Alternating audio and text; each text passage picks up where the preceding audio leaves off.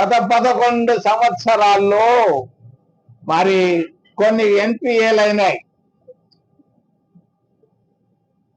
మరి దాదాపు కాదు, కరెక్ట్ గా 14.5 లక్షల కోట్ల రూపాయలను బ్యాంకుల నుంచి రుణమాఫీ చేయడం జరిగింది. 14.5 లక్షల కోట్ల రూపాయలు రుణమాఫీ చేయడం జరిగింది. ఎవరికి రుణమాఫీ చేశారు? విద్యార్థులకు కాదు, రైతులకు కాదు, నిరుద్యోగులకు కాదు, మహిళలకు కాదు, పేదలకు కాదు. 100 కోట్ల రూపాయలు పైబడినటువంటి ఎన్పిఏలు, ఈ ఎన్పిఏలకు రుణమాఫీ చేయడం జరిగింది ఎన్డీఏ ప్రభుత్వం.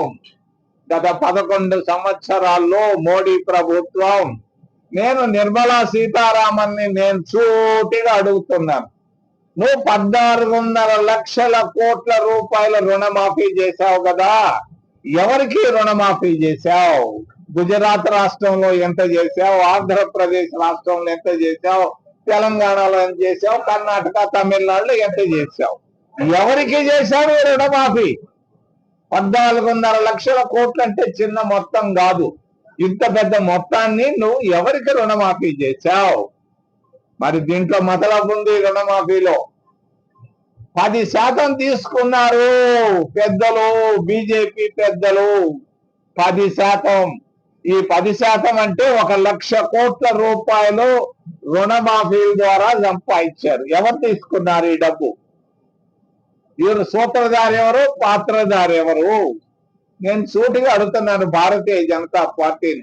మేము నిజాయితీగా ఉన్నాం, మేము చాలా మంచి వాళ్ళమని చెప్పుకుంటున్న భారతీయ జనతా పార్టీని ఈ రష్యా చమురు దిగుమతుల్లో వచ్చినటువంటి ముడి సరుకు ఎవరికి జపిస్తున్నారు?